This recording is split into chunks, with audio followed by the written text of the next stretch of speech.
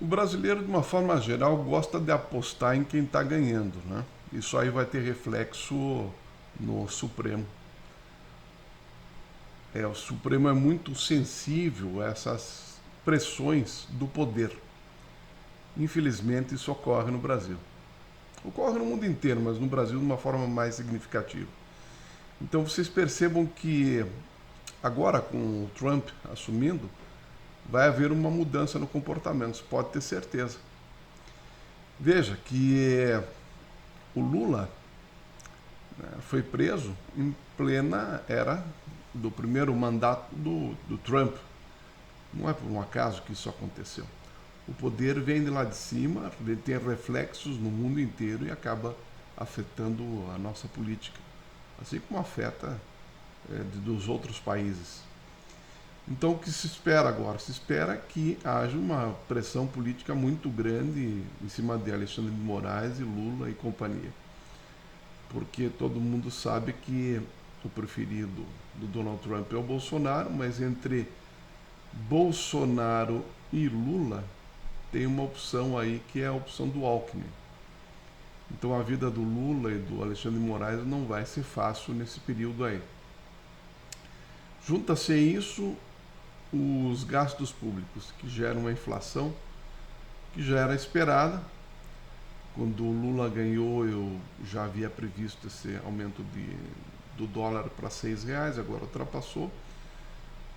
Levou até um pouquinho mais de tempo do que eu imaginava, mas de fato acontece. Isso vai impactar diretamente nos preços aqui no Brasil. Como que reverte isso? O Milei tem a prova, a fórmula de como que reverte isso. Ele entregou a Argentina aos Estados Unidos. Hoje a Argentina é um empregado dos Estados Unidos. O Lula fala que o Brasil não pode ser um serviçal dos Estados Unidos, mas sempre foi. E não existe nada pior do que um serviçal, do que um empregado rebelde. Isso desagrada muito mais o empregador do que qualquer outra situação. Então a falta de humildade do seu Lula pode custar caro para o Brasil. Humildade no sentido de que ele não está fazendo o que deve ser feito. O argentino sempre foi conhecido aí por ser um povo inteligente e nesse caso realmente largou na frente do Brasil, porque está fazendo a lição de casa direitinho, está se aliando aos Estados Unidos, porque entende que está na América, né? Essa história de dizer que o Brasil não é quintal dos Estados Unidos, até pode ser que não seja o quintal dos Estados Unidos, mas é de fato um país que está sob a jurisdição dos Estados Unidos. Não adianta ser rebelde, sendo que a gente está dentro da América. Então, o melhor caminho seria o Brasil seguir o caminho do Milei. Provavelmente isso aconteça. Provavelmente o Bolsonaro volte à presidência do Brasil e tome essas diretrizes. Agora, a pressa, a velocidade que isso vai acontecer, aí depende muito do desenrolar dos fatos, né? Não há uma previsão muito boa de ventos favoráveis para o Lula. O Lula já foi preso uma vez, corre o risco de ser preso uma segunda vez, porque está desalinhado com o poder que está aqui na América.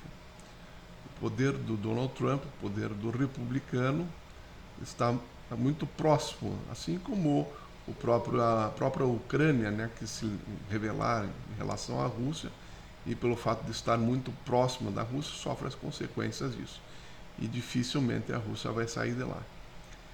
Então, o que acontece? Deve-se respeitar essa questão da vizinhança, né? Então, o que deveria ser feito agora, e que está sendo pedido pelos banqueiros, é que realmente o gasto público seja cortado, mas cortado como o Milei fez, que tirou aí 30% dos funcionários públicos federais, né? Simplesmente tem que fazer uma coisa nesse sentido. Não dá para cortar gasto de saúde, de educação, de segurança. Isso aí não dá. De investimento nas pequenas empresas. Isso não dá. Não dá para cortar gasto do Bolsa Família. Isso vai levar a pessoa à miséria. você tem que cortar gastos do administrativo brasileiro, que todo mundo sabe que é pesado. Você tem que diminuir o número de municípios, você tem que diminuir o número de vereadores, deputados e assim por diante. Você tem que fazer uma grande mudança nesse sentido para que a carga tributária caia, você tenha os juros mais baratos, né, e você não precise elevar os juros para conter a inflação. Porque o que está acontecendo? Está ruim para o produtor e está ruim para o consumidor. Está ruim para quem está vendendo o produto agrícola e está ruim para quem está indo ao mercado. Então, se está ruim para os dois, tem algum vilão na história. E esse vilão se chama o Estado brasileiro, que na mão da esquerda, ou seja, do PT, encontra vento favorável para crescer. Então, é lamentável isso. Alguns apoiadores do Lula, eu tive contato antes da eleição, essa volta do Lula, que falaram que eram absolutamente contra esses freios na economia. Olha, esses apoiadores foram os primeiros que sofreram as consequências, né? Estão aí em desespero total, porque inclusive não foram contemplados pela equipe do Lula. Então são pessoas ligadas à mídia, e principalmente a canais de YouTube e assim por diante, que sofreram as consequências dessa aventura, já digo assim. Então o Brasil precisa tomar jeito nesse sentido. A Argentina largou na frente. Alguns estão dizendo, mas a Argentina se entregou ao comércio internacional. Olha, se entregou. Mas como eu digo, a pessoa manda quem pode, obedece quem tem juízo. Não é verdade? Então, antes do Brasil chegar a esse estágio, seria legal que já começasse a implantar o que o Milei está implantando. Esperar mudança de governo, né? Essa seria, a meu ver, a única chance que o PT teria aí de sobrevivência, né? Porque a situação vai ficar muito, muito, muito complicada para o Brasil nesse sentido, né? Principalmente brigando com Elon Musk e assim por diante. E lembra, a Rússia não tem como ajudar o Brasil, né? Militarmente não tem como ajudar o Brasil. Está muito louco. Ainda mais aí se os Estados Unidos tomarem o canal do Panamá. Aí isso vai estrangular uma veia importante de comércio internacional, que faz com que a China fique nas mãos dos Estados Unidos novamente, né? Então essa aventura chinesa, que eu digo assim, que foi esse boom da China, tende a acabar, tende a ser sufocado. E para você entender para que lado que você deve ir, você deve observar a capacidade de estrangulamento que existe dos Estados Unidos. Os Estados Unidos têm como realmente fechar as veias do comércio internacional. E aí esse é o ponto fraco da China, né? Ponto fraco da China. Você pode dizer, não, mas a China tem a maior marinha do mundo, tem a maior, enfim, tem um contingente aí de soldados tremendo, mas o que manda é a Força Aérea. Veja, a Força Aérea dos Estados Unidos é muito superior. O que manda é a Força Aérea. Não adianta ter um navio, um monte de navio, e não ter Força Aérea pesada. E os Estados Unidos, além de ter quantidade, tem tecnologia. Os aviões são os mais sofisticados que existem. Então, quer dizer, é uma situação assim temerária bater. Agora também nós precisamos entender o que o Trump vai fazer de bom, né? Porque tem algumas coisinhas aí que ele também está indo para o caminho errado, né? Fazendo uma pressão muito grande aí nos imigrantes, e assim por diante. Isso pode gerar uma inflação nos Estados Unidos, pode gerar um descontentamento muito grande. Mas em se tratando do Brasil, seria interessante que o PT baixasse a cabeça, o governo brasileiro baixasse a cabeça e entendesse que os ventos mudaram, né? Você está querendo surfar na onda da China, surfar na onda da união entre China e Rússia, eles estão preocupados lá. né? Na hora que a corda arrebentar, e vai arrebentar, eles vão se preocupar com eles lá. Assim como os Estados Unidos está se preocupando aqui e vai, né, deixar a Europa se virar no caso da Ucrânia, né? A China e a Rússia é a mesma coisa. Então, quer dizer, é muito ruim para o Brasil ficar desalinhado a esse poder. Nós corremos o risco aí de termos a Argentina crescendo tremendamente como um pseudo-estado anexado pelos Estados Unidos, militarmente crescendo, e nós vamos ter aí um problema sério. Nós vamos ter um vizinho aí muito armado, e isso para a independência dos estados do sul, aqui, vamos dizer assim, Paraná, Santa Catarina, Rio Grande do Sul e até mesmo São Paulo, né, é rapidinho. É rapidinho. Né? Já existe uma sensação de não pertencimento do Sul em relação ao resto do Brasil. Então, se a Argentina se fortalecer, isso aí acaba se agravando. Né? É mais uma situação que pode fazer puxar um pedaço muito produtivo do Brasil para o lado dos Estados Unidos. Né? Se já existe essa tendência de separatista, vamos dizer assim, se a coisa piorar do jeito que nós estamos vendo, né? Porque, veja, esse processo do governo cortar gastos não é uma coisa espontânea, isso aí veio dos banqueiros, porque 108 milhões de pessoas economicamente ativas no Brasil, 78 milhões estão no Serasa, quer dizer, não tem como emprestar dinheiro, o banco não tem como ganhar dinheiro, certo? Então, você tem que fazer essas pessoas voltarem ao consumo.